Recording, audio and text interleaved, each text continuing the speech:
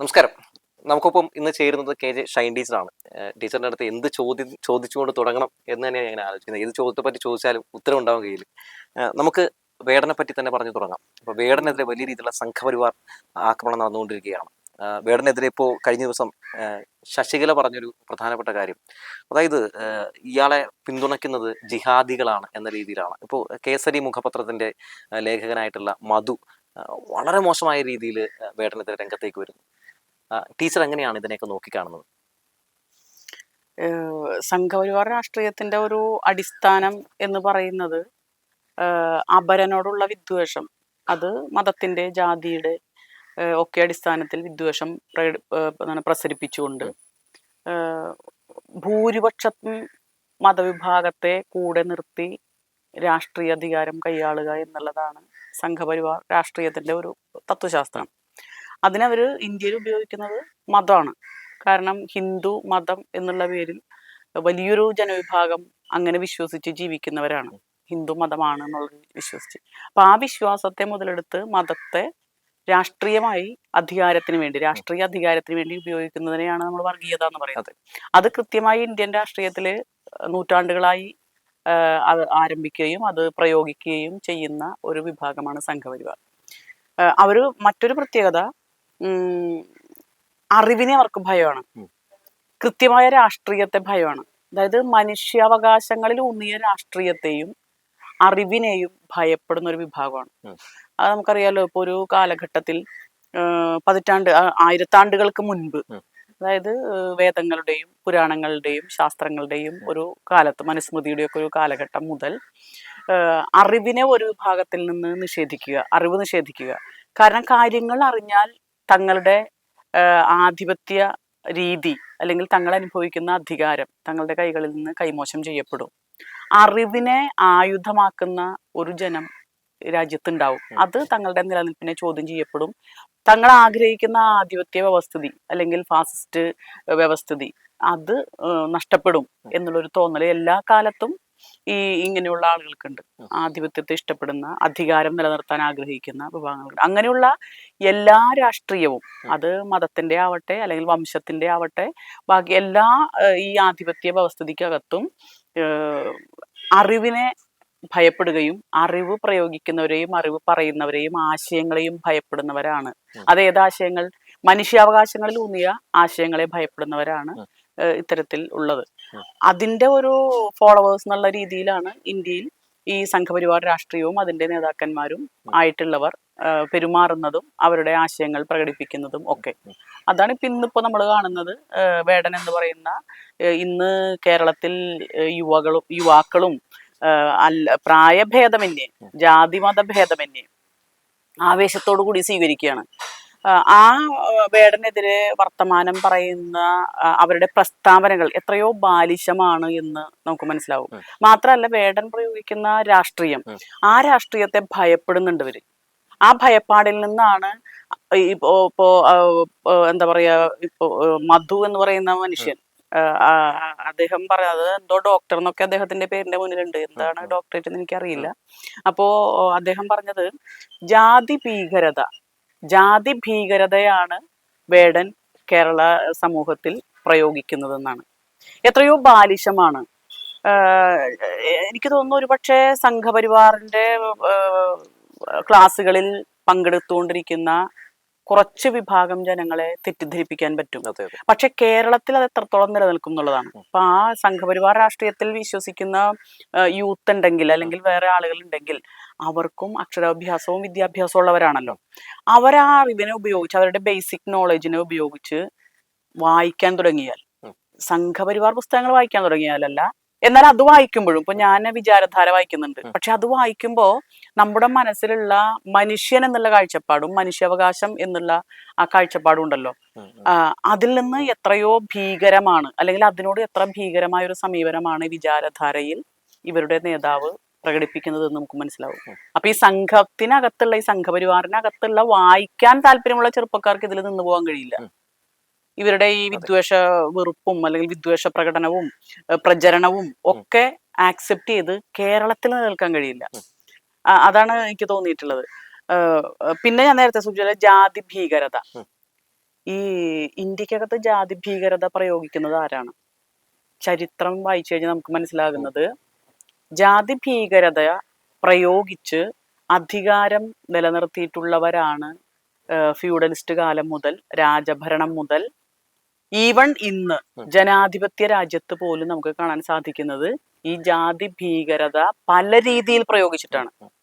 ഇപ്പോ ഇന്ത്യയിലെ ജനസംഖ്യ നമ്മൾ പരിശോധിച്ചാൽ, ഇന്ത്യയിലെ ജനസംഖ്യയിൽ ഷെഡ്യൂൾഡ് കാസ്റ്റ്, ആ ഷെഡ്യൂൾഡ് കാസ്റ്റ് എന്ന് പറയുന്നത് 16.6%. അത് 2011 സെൻസസ് അനുസരിച്ച്. ഷെഡ്യൂൾഡ് ട്രൈബ് എന്ന് പറയുന്നത് 8.6%. എന്ന് പറഞ്ഞാൽ ഈ രണ്ട് വിഭാഗം കൂടി മാത്രം 25% മേലെ വരും ഇന്ത്യൻ ജനസംഖ്യയിൽ.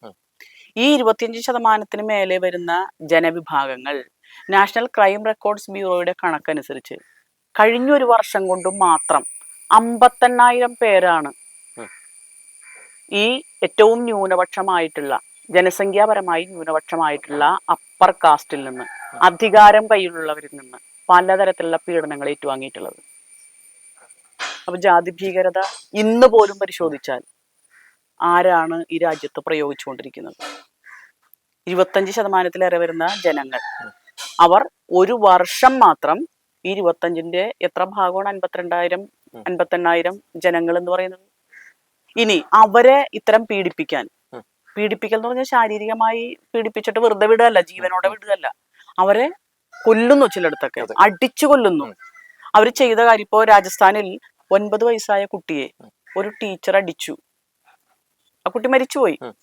ആ കുട്ടി ചെയ്ത തെറ്റെന്താ? അപ്പർ കാസ്റ്റിന് വേണ്ടി വെച്ചിട്ടുള്ള വെള്ളം, കുടിവെള്ളം, ആ കുടിവെള്ളത്തിന്റെ ആ ബോട്ടിലിൽ ഈ കുട്ടി അറിയാതെ തൊട്ടു. ഇതാണ് ആ കുട്ടി ചെയ്ത തെറ്റ്. അപ്പൊ കുടിവെള്ളത്തിന് പോലും ഈ ജാതി ഭീകരത നടത്തപ്പെടുന്ന ഒരു രാജ്യമാണ് സ്വാതന്ത്ര്യം കിട്ടി 10-75 വർഷം കഴിഞ്ഞിട്ടും ഇന്ത്യ. എല്ലാ മനുഷ്യരും തുല്യരാണ് എന്ന് അംഗീകരിക്കുന്ന ഭരണഘടന 50-ൽ ഉണ്ടായിട്ട് നോക്കൂ, പ്ലാറ്റിനം ജൂബിലി നടക്കുകയാണ്. ഇങ്ങനെ നിരവധിയായ സംഭവങ്ങൾ രാജ്യത്തുണ്ടാകും. ഉന്നാവോ സംഭവം നമുക്കറിയാം, 2 പെൺകുട്ടികളെ ബലാത്കാരം ചെയ്ത് കൊന്ന് കെട്ടിത്തൂക്കാണ്.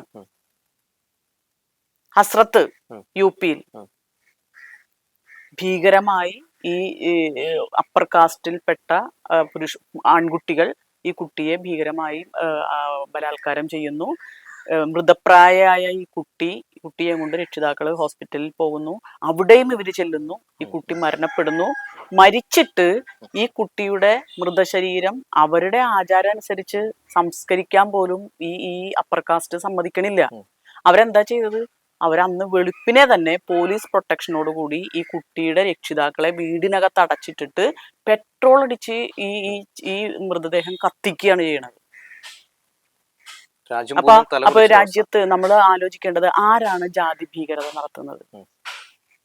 ഇങ്ങനെ ഒട്ടേറെ സംഭവങ്ങൾ. ഗുജറാത്ത് കലാപമൊക്കെ എടുത്തു നോക്കിയാലും നമുക്കതൊക്കെ അതെ, അത് വേറൊരു മതത്തിന്റെ അടിസ്ഥാനത്തിൽ. ഞാനിപ്പോ വേടനുമായിട്ട് സംസാരിക്കുമ്പോൾ ഞാൻ പറയാൻ ഉദ്ദേശിക്കുന്നത്, ഈ ജാതിയുടെ അടിസ്ഥാനത്തിൽ ഹിന്ദു മതവിശ്വാസികളാണ് എന്ന് ഒരു വശത്ത് പറയുകയും, ഇലക്ഷൻ വരുമ്പോ ഹിന്ദുക്കളെ ഏകീകരിക്കണം, എല്ലാവരും ഒരുമിച്ച് കൂടണം, എന്തുകൊണ്ട് ഇവർ പറയുന്നു? അതിന്റെ കാരണം ഹിന്ദുക്കളായിട്ടുള്ള ആളുകൾ ഈ ഹിന്ദു വിചാരത്തിന്റെ, വിശ്വാസത്തിന്റെ ഒക്കെ പുറത്ത് ഒരുമിച്ച് കൂടിയാൽ ജനസംഖ്യാപരമായി ഭൂരിപക്ഷമാണ്. ഇപ്പോ SC ST വിഭാഗം 25%-ലേറെ എന്ന് പറഞ്ഞു. OBC എടുത്താൽ അതിലേതാണ്ട് 45%-ഓളം വരും. ഇനിയിപ്പോ അതില് ക്രിസ്ത്യൻസിനെയും മുസ്ലിമിനെയും മാറ്റി കഴിഞ്ഞാലും മെജോറിറ്റി അവരാ. ഈ വിഭാഗമാണ്. അപ്പൊ ഈ വിഭാഗത്തെ എന്തിനു വേണം? ജനാധിപത്യ രാജ്യത്ത് 1 വോട്ട് 1 വാല്യൂ എന്നുള്ളതൊരു യാഥാർത്ഥ്യമാണ്. 1950 ഭരണഘടന അംഗീകരിക്കപ്പെട്ടതിന് ശേഷം ഒരാളുടെ വോട്ടിന് ഒരു മൂല്യം. അത് SC വിഭാഗം ആവട്ടെ, ST ആവട്ടെ, മറ്റ് ഈഴവാദി പിന്നാക്ക വിഭാഗങ്ങളാകട്ടെ, അല്ലെങ്കിൽ മറ്റ് സംസ്ഥാനങ്ങളിൽ മറ്റ് ഹൈന്ദവ ജാതി വിഭാഗങ്ങളാകട്ടെ, ഇവരുടെ എല്ലാ വോട്ടിനും ഒരു മൂല്യമാണ്. അപ്പൊ അങ്ങനെ വരുമ്പോ ജനാധിപത്യത്തിന്റെ വേറൊരു പ്രത്യേകത ഭൂരിപക്ഷ അടിസ്ഥാനത്തിലാണ്. വോട്ട് കൂടുതൽ ആർക്കാണോ കിട്ടുന്നത് അയാൾക്കാണ് പൊളിറ്റിക്കൽ പവർ കിട്ടുക. അപ്പൊ തീർച്ചയായിട്ടും ഈ പൊളിറ്റിക്കൽ പവറിന് വേണ്ടി ഇന്നത്തെ ആധുനിക ജനാധിപത്യ രാജ്യത്ത് ഈ ജനങ്ങളെ ആവശ്യമാണ്. മുൻപായിരുന്നെങ്കിൽ ഇത്ര ആവശ്യമില്ല. കാരണം രാജഭരണമാണ്. അയാളുടെ മകൻ പരമ്പരാഗതമായി മക്കള് ഇങ്ങനെ രാജ്യം ഭരിക്കുന്ന ഒരു സാഹചര്യമാണ്. അതിനെ പ്രൊട്ടക്ട് ചെയ്യാൻ പൂജാതി കർമ്മങ്ങളൊക്കെ ചെയ്ത് ബ്രാഹ്മിൻസ് കൂടെയുണ്ട്. ക്ഷത്രിയർക്ക് രാജ്യം ഭരിക്കാം. അപ്പൊ അവിടെ ഈ പോപ്പുലേഷന്റെ എണ്ണം പ്രശ്നമല്ല, പവർ പരമ്പരാഗതമായിട്ട് കൈമാറി വരികയാണ്. അപ്പൊ അതുകൊണ്ട് ഇവർക്ക് വിദ്യ നിഷേധിക്കാം, ഇവർക്ക് പ്രത്യേക പർട്ടിക്കുലറായി അല്ലെങ്കിൽ സ്പെസിഫൈ ചെയ്തിട്ടുള്ള ചില തൊഴിലുകൾ നിജപ്പെടുത്തിയിട്ടുണ്ട് ജാതീയമായി. അപ്പൊ അവരതൊക്കെ ചെയ്ത് ജീവിച്ചാൽ മതി. പക്ഷെ സ്വാതന്ത്ര്യം നേടുകയും രാജ്യത്ത് വിദ്യാഭ്യാസ പ്രക്രിയ ആരംഭിക്കുകയും മറ്റു ലോക രാജ്യങ്ങളിൽ എന്താണ് മനുഷ്യർ എങ്ങനെയാണ് ജീവിക്കുന്നത്, അവർ മനുഷ്യാവകാശങ്ങൾക്ക് വേണ്ടി പൊരുതുന്നു. 18ാം നൂറ്റാണ്ടിൽ ഫ്രഞ്ച് വിപ്ലവമൊക്കെ വന്നു കഴിഞ്ഞപ്പോൾ ആളുകൾക്ക് കുറച്ചുകൂടി ബോധം, അതായത് സ്വാതന്ത്ര്യം, സമത്വം, സാഹോദര്യം എന്നുള്ള മനുഷ്യൻ എന്നുള്ള കാഴ്ചപ്പാട്. ഒറ്റ സത്യമുള്ളൂ, മനുഷ്യൻ.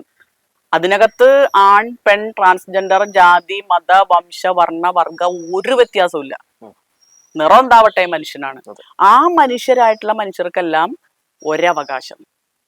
ഇത് വന്നു കഴിഞ്ഞപ്പോ തുടർന്ന് ജനാധിപത്യ ഗവൺമെന്റുകൾ വരുന്നു. അവിടെ വോട്ടിംഗ് എന്നുള്ളത് വരുന്നു. വോട്ട് കൂടുതലുള്ളവർക്കാണ് അധികാരം, പൊളിറ്റിക്കൽ പവർ. അങ്ങനെയാണെങ്കിൽ പിന്നെ എന്താ രക്ഷ? ഇനിയിപ്പോ ഭയപ്പെടുത്തി നിർത്താൻ കഴിയില്ല.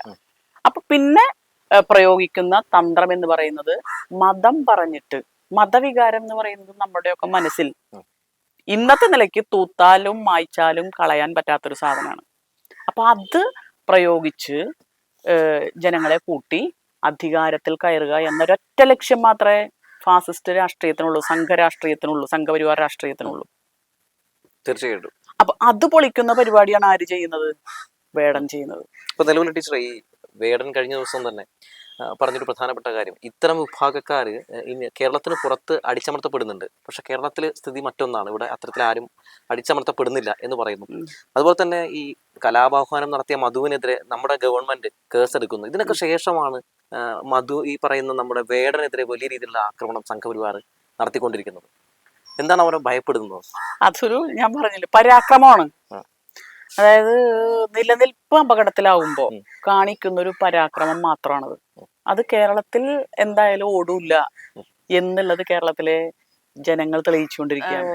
കേരളത്തിൽ പോലും നമുക്ക് ചില സന്ദർഭങ്ങളിൽ ഈ സംഘപരിവാർ രാഷ്ട്രീയം ഇങ്ങനെ നമ്മുടെ മനസ്സുകളിൽ അരിച്ചരിച്ച് കയറുന്നുണ്ടോ എന്നുള്ളൊരു, കേരള മനസ്സുകളിൽ അരിച്ചരിച്ച് പതുക്കെ കയറുന്നുണ്ടോ എന്നുള്ളൊരു ഭയം ഉണ്ടായിരുന്നു. പക്ഷെ ആ ഭയത്തിന് ഭയപ്പെടേണ്ടതില്ല എന്നുള്ള ഒരു ടെസ്റ്റിംഗ് സ്റ്റോണായി ഈ വേടന്റെ ഒരു കടന്നുവരവ് കാരണമായിട്ടുണ്ട്.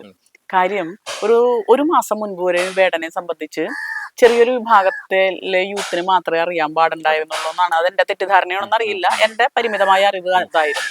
പക്ഷേ ഈ സംഭവം ഉണ്ടായതിനു ശേഷം ഈ കുട്ടി ചെല്ലുന്നിടത്തൊക്കെ, വേടൻ ചെല്ലുന്നിടത്തൊക്കെ ധാരാളം ആളുകളാണ്. വിദ്യാഭ്യാസമുള്ളവരും, ഇവിടെ കേരളത്തെ സംബന്ധിച്ച് വിദ്യാഭ്യാസം പ്രാഥമികമായിട്ടെങ്കിലും ഉള്ളവരാണ്. ഇനി ഉയർന്ന വിദ്യാഭ്യാസമുള്ളവര്, ചെറുപ്പക്കാര്, ടെക്കികള്, പെൺകുട്ടികള്, സ്ത്രീകള്, പുരുഷന്മാര്. ഇപ്പോൾ ഉള്ള ഒരു ട്രെൻഡ് എന്ന് പറഞ്ഞാൽ പ്രായഭേദമന്യേ എല്ലാ മനുഷ്യരും തിങ്ങിക്കൂടുകയാണ്, കേൾക്കാനായിട്ട് തിങ്ങിക്കൂടുകയാണ്. അപ്പൊ ഞാനിത് എന്റെ മക്കളൊക്കെ ഇത് പാടിക്കൊണ്ട് നടക്കുമ്പോ എനിക്കൊന്നും മനസ്സിലായിട്ട്, ഇപ്പൊ മഞ്ഞുമൽ ബോയ്സ് ഒക്കെ 2 പ്രാവശ്യം കണ്ടതാ. പക്ഷെ ഈ പാട്ടൊന്നും നമുക്ക് അതറിയാനുള്ളൊരു വിവരം ഇല്ല. നമുക്ക് കുറച്ച് വിദ്യാഭ്യാസം ഉണ്ടെന്ന് പറഞ്ഞാൽ എല്ലാം അറിയണമെന്നില്ലല്ലോ. അപ്പോ അതിനുശേഷം ഈ വേടൻ എന്ന് പറയുന്ന കുട്ടിയുടെ പാട്ട് കേൾക്കുമ്പോ, കവിത കേൾക്കുമ്പോ, പാട്ടല്ല കവിത കേൾക്കുമ്പോ, ഈ എന്താ പറയാ, നമ്മളിൽ പോലും ഒരു വിപ്ലവാഗ്നി ഉണ്ടാക്കുന്നതാണ്. ഇടതുപക്ഷ രാഷ്ട്രീയം പറയുന്നത് മനുഷ്യത്വത്തെ കുറിച്ചാണ്, മാനവികതയെ കുറിച്ചാണ്, സമത്വത്തെ കുറിച്ചാണ്. പക്ഷെ അതിനേക്കാൾ തീക്ഷ്ണമായി ആ ആശയം ഞങ്ങളൊക്കെ അല്ലെങ്കിൽ നമ്മുടെ നേതാക്കന്മാരൊക്കെ പ്രസംഗത്തിലൂടെ കൊടുക്കുന്നതിനേക്കാൾ തീക്ഷ്ണമായി നിമിഷ നേരം കൊണ്ട് മനുഷ്യരുടെ ഹൃദയത്തിലേക്ക്, ചിന്തയിലേക്ക് കൊടുക്കാൻ കഴിയുന്നുള്ളതാണ്. അത് വേടന്റെ ഒരു പ്രത്യേകതയാണ്, അദ്ദേഹത്തിന്റെ വരികളുടെ. ശരിക്കും ആ കുട്ടി, ആ പയ്യൻ എന്നെ സംബന്ധിച്ച് ഞങ്ങള് സ്കൂൾ ഭാഷയിൽ പറഞ്ഞാൽ ഗിഫ്റ്റഡ് ചൈൽഡാണ്, പ്രതിഭാശാലിയായിട്ടുള്ളൊരു കുട്ടിയാണ്. കുപ്പത്തൊട്ടിയിലെ മാണിക്യം എന്ന് വേടൻ പറയുന്നുണ്ട്. യഥാർത്ഥത്തിൽ അതാണ്. കുപ്പത്തൊട്ടിയിൽ കൈമോശം വന്ന് പോകാമായിരുന്ന എല്ലാ സാഹചര്യങ്ങളുമുള്ള നമ്മുടെ കുട്ടികളൊക്കെ A+കാരെ ഇപ്പൊ ആദരിക്കുന്ന സമയമാണ്. ആ A+കാരെ എങ്ങനെയാണ് ഉണ്ടാകുന്നതെന്ന് പരിശോധിച്ചാൽ ചുറ്റിനും അവർക്ക് കാവൽക്കാരുണ്ട്.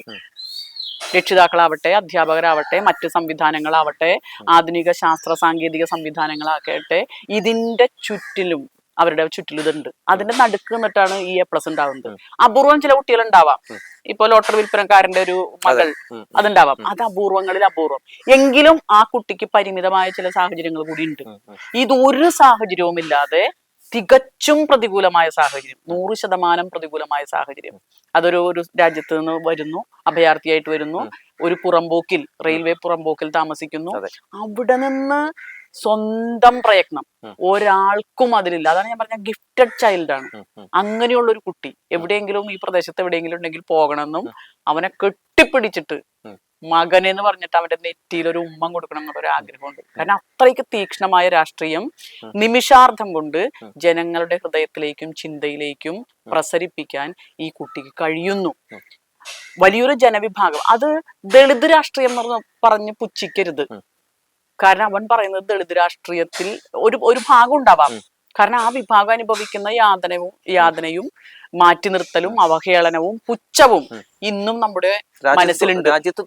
രാജ്യത്ത് ഭീകരമായി തുടരുന്നുണ്ട്. കേരളത്തിൽ പോലും നമ്മുടെ മനസ്സിൽ ഈ ജാതി ജീർണത, വഷളത്തരം, അല്പത്വം ഒക്കെ കൊണ്ടു നടക്കുന്നുണ്ട്. അപ്പൊ ആ സാഹചര്യത്തിൽ ഒരു പക്ഷെ അവൻ അനുഭവിച്ച കാര്യങ്ങൾ ഉണ്ടാവാം, ആ വിഭാഗത്തിന്റെ രാഷ്ട്രീയം ഉണ്ടാവും. പക്ഷേ ഒരു പാർശ്വവൽകൃതരായിട്ടുള്ള എല്ലാവരുടെയും രാഷ്ട്രീയമാണ് ആ കുട്ടി പറയുന്നത്. തൊഴിലാളികളുടെ രാഷ്ട്രീയമുണ്ട്, വിവേചനം അനുഭവിക്കുന്ന സ്ത്രീകളുടെ രാഷ്ട്രീയമുണ്ട്, കുട്ടികളുടെ രാഷ്ട്രീയമുണ്ട്. എല്ലാവരുടെയും പാർശ്വവൽകൃതരായിട്ടുള്ള അധികാരത്തിൽ പലായനം ചെയ്ത വംശീയതയെ കുറിച്ച്, ലോകരാഷ്ട്രീയത്തെ കുറിച്ച്, യുദ്ധങ്ങളെ കുറിച്ച്, വംശവെറിയെ കുറിച്ച്, അയിലാനിൻ കുഞ്ഞിക്കാലുകൾ അല്ലെ, അത് കേൾക്കുമ്പോ ചങ്ക് എന്താ ചെയ്യാ, തുളഞ്ഞു കയറുകയാണ് നമ്മുടെ മനസ്സിലേക്ക്. അയിലാനിൻ കുഞ്ഞിക്കാലുകൾ. അപ്പൊ അങ്ങനെ ഒട്ടേറെ കാര്യങ്ങൾ ഭീകരതയെ കുറിച്ച്, മനുഷ്യനെതിരായിട്ടുള്ള. അപ്പൊ ആ ഭീകരതയെ കുറിച്ച് ഈ കുട്ടി പറയുമ്പോ ആരാണ് ഈ ഭീകര രാഷ്ട്രീയം, മനുഷ്യത്വ വിരുദ്ധമായ വെറുപ്പിന്റെ രാഷ്ട്രീയം പ്രകടിപ്പിക്കുന്നത് എന്ന് ആളുകൾ നോക്കും. ടീച്ചർ, ഇതിലൊരു രസം എന്താ വെച്ചിട്ടുണ്ടെങ്കിൽ ഇപ്പൊ പ്രചരിക്കുന്നത് എങ്ങനെയാണ്, കേന്ദ്ര സർക്കാരിനെതിരെയാണ് വേടൻ സംസാരിക്കുന്നത്, മോദിക്കെതിരെയാണ് സംസാരിക്കുന്നത്, സംഘപരിവാറിനെതിരെയാണ് സംസാരിക്കുന്നത്. ഇവര് തന്നെ രംഗത്തേക്ക് വരികയാണ്. ഇവരങ്ങനെയാണ് പറയുന്നത്, ഇയാൾ ഒരു കമ്മ്യൂണിസ്റ്റുകാരനാണ് എന്നൊക്കെ പറഞ്ഞാണ് ഇപ്പൊ രംഗത്തേക്ക് വന്നുകൊണ്ടിരിക്കുന്നത്. അത് ആ കുറ്റാരോപണം ഇന്നും ഇതിലേയും തുടങ്ങിയതല്ല. അധികാരം ആരൊക്കെ കൈപ്പിടിയിൽ ഒതുക്കി മറ്റുള്ളവർക്ക് നിഷേധിച്ച് വെക്കാൻ ശ്രമിച്ചിട്ടുണ്ടോ, അത് ചരിത്രത്തിൽ നമ്മൾ നോക്കിയാൽ അതിനെതിരെ ശബ്ദിക്കുന്ന എല്ലാവരെയും ഇത്തരത്തിൽ പറഞ്ഞിട്ടുണ്ട്. ഇപ്പൊ ഇന്നത്തെ ഒരു ട്രെൻഡാണ് രാജ്യദ്രോഹി. അതെ, ജനാധിപത്യ രാജ്യത്ത് ജനാധിപത്യരഹിതമായി പ്രവർത്തിക്കുന്ന സംവിധാനത്തെ നോക്കി ഇത് ശരിയല്ല എന്ന് പറഞ്ഞാൽ അയാൾ രാജ്യദ്രോഹിയാണ്. മനുഷ്യർക്ക് വേണ്ടി പറഞ്ഞ രാജ്യദ്രോഹിയാണ്. അതുപോലെ തന്നെ ഇത് ബ്രിട്ടീഷുകാരുടെ പ്രയോഗം ഉണ്ടായിരുന്നു.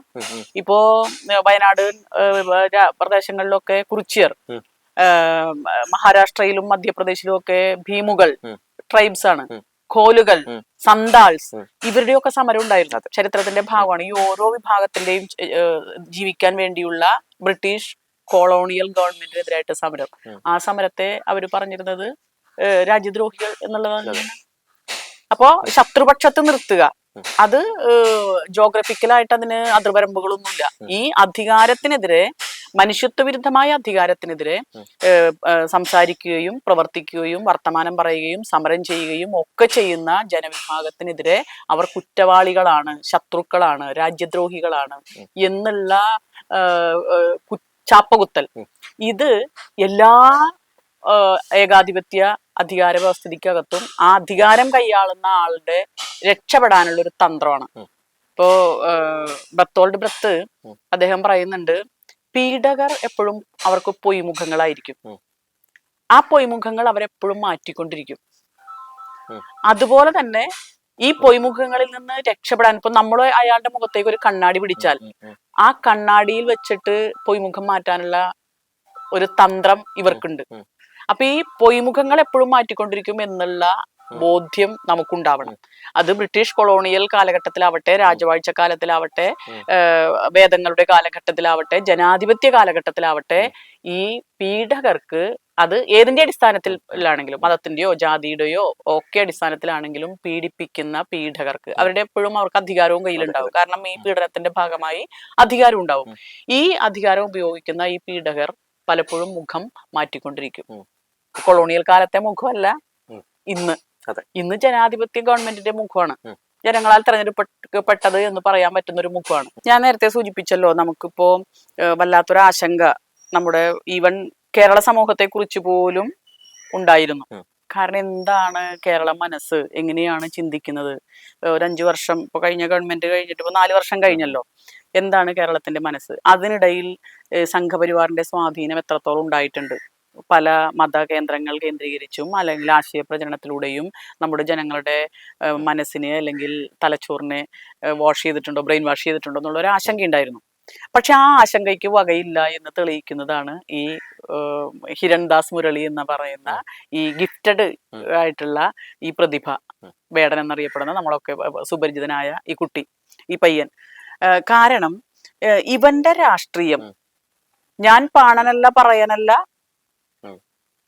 നീ തമ്പുരാനുമല്ല, ഇനി അങ്ങനെയാണെങ്കിൽ അതിപ്പോ വേടന്റെ ടോൺ മാറി, നീ അല്ലേ തമ്പുരാനാണെങ്കിൽ എനിക്ക് ഒരു ചുക്കുമില്ല, ബാക്കി എല്ലാവർക്കും അറിയാലോ എന്ന് പറഞ്ഞാൽ നീ ആരായിക്കോട്ടെ, നിന്റെ പേരെന്താവട്ടെ, നിന്റെ മതം എന്താവട്ടെ, നിന്റെ ജാതി എന്താവട്ടെ, അതൊന്നും ഒരു പ്രശ്നമേ അല്ല ഒരു ജനാധിപത്യ രാജ്യത്ത്. എല്ലാവർക്കും സ്വാതന്ത്ര്യവും സമത്വവും ഉണ്ടാകണം എന്നുള്ളതാണ്. പിന്നെ പറയുന്നത് ഇവിടുത്തെ ജനങ്ങൾ അനുഭവിക്കുന്ന പ്രയാസങ്ങൾ അല്ലെ.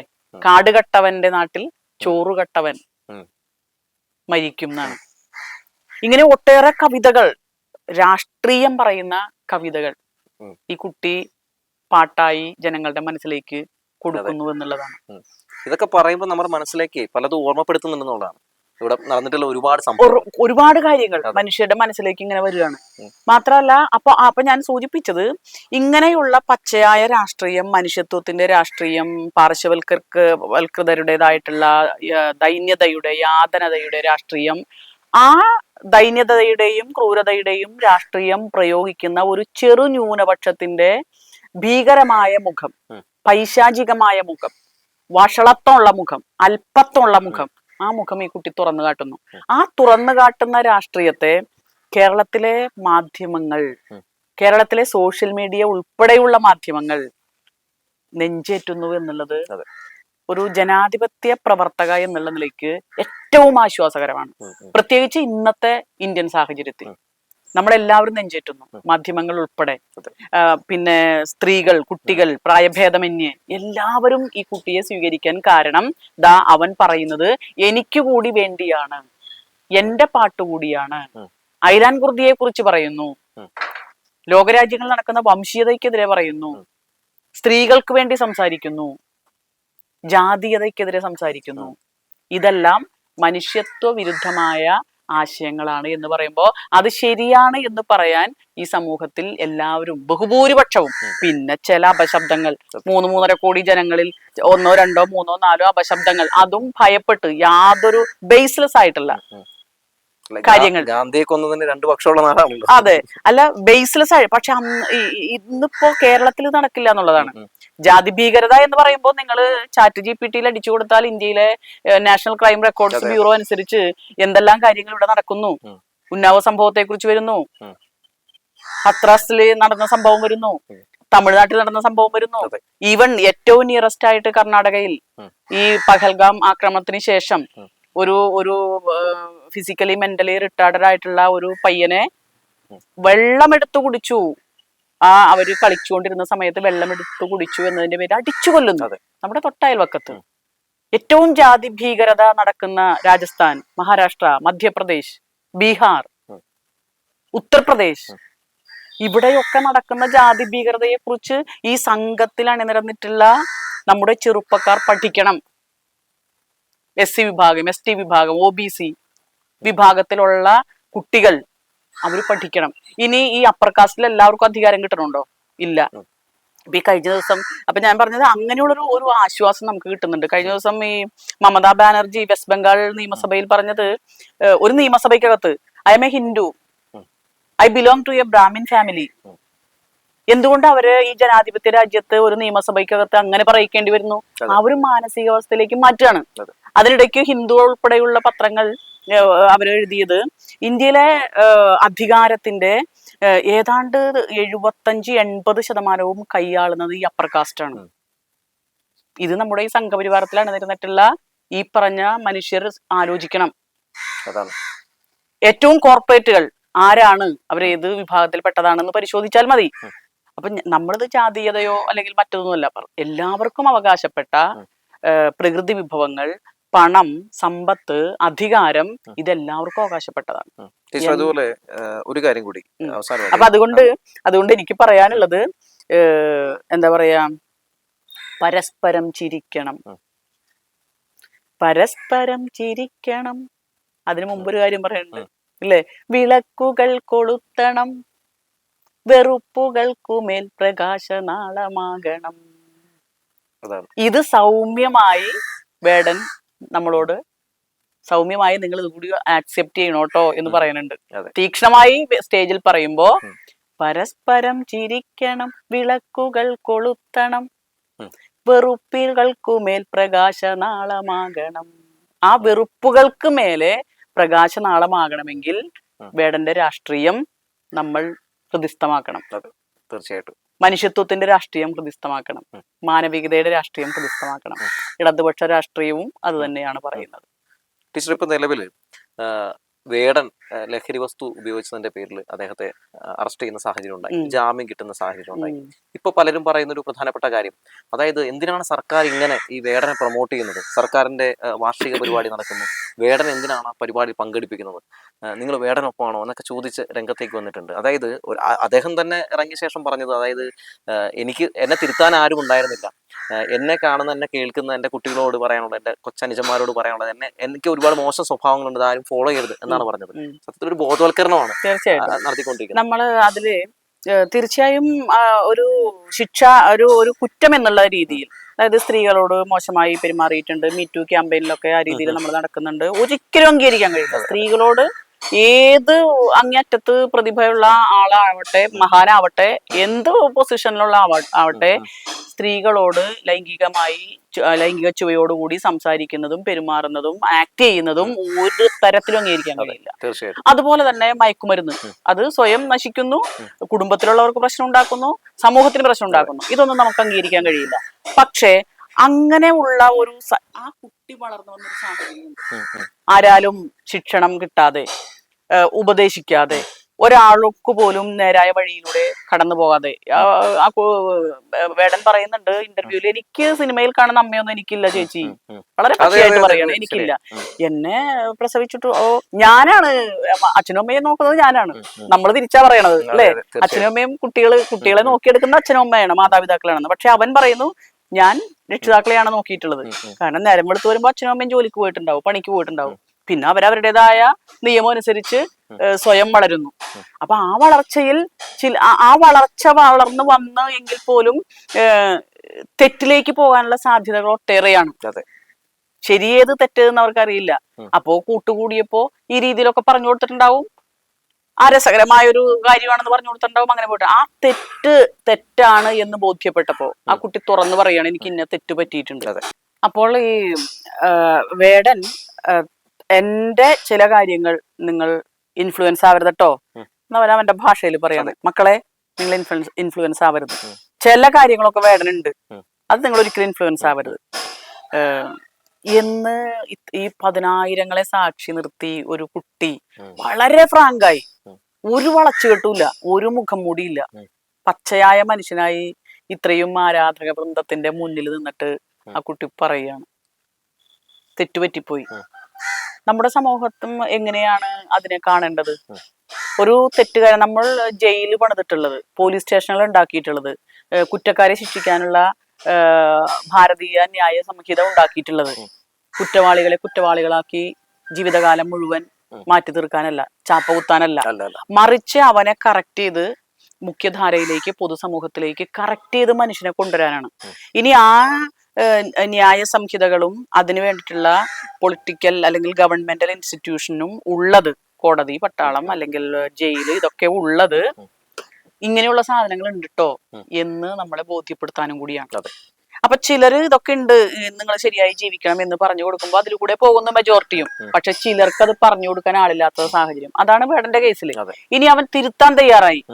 എത്രയോ കുറ്റവാളികൾ ഈ എല്ലാം ചുറ്റിനും നിന്ന് പറഞ്ഞു കൊടുക്കാൻ ഉള്ള സാഹചര്യത്തിൽ കുടുംബത്തിൽ വളരുന്നവർ, വിദ്യാഭ്യാസമുള്ളവർ, ചുറ്റിനും കാവൽക്കാർ ഉള്ളവർ, ഇവരൊക്കെ ധാരാളം കുറ്റങ്ങൾ ചെയ്യുന്നു, കുറ്റവാളികളാവുന്നു. പല സ്വാധീനങ്ങൾ ഉപയോഗിച്ച് അവർ രക്ഷപ്പെടുന്നു, വീണ്ടും അവരത് ചെയ്യുന്നു, അവർക്കൊന്നും ഒരു കുഴപ്പമില്ല. പക്ഷെ വേടൻ കുറ്റവാളിയാണ്, അവനെ ഗവൺമെന്റ് പ്രൊമോട്ട് ചെയ്യുന്നു എന്ന് പറയുന്നതിൽ കൃത്യമായ ഒരു രാഷ്ട്രീയമുണ്ട്. ആ രാഷ്ട്രീയം ജാതി രാഷ്ട്രീയമാണ്. അവന്റെ ജാതിയാണ് അവനെ കൂടുതൽ കുറ്റക്കാരനാക്കുന്നത്. ആ ജാതി അവനെ സംബന്ധിച്ച് അവനെ കുറ്റവാളിയാക്കുന്ന ഒരു ഘടകമാണ്. ആ ജാതിയെ കുറ്റവാളിത്വത്തിൽ നിർത്തുന്ന ഒരു സാമൂഹ്യ മനസ്സ് ഉള്ളവരാണ് ഈ പറയുന്നത്.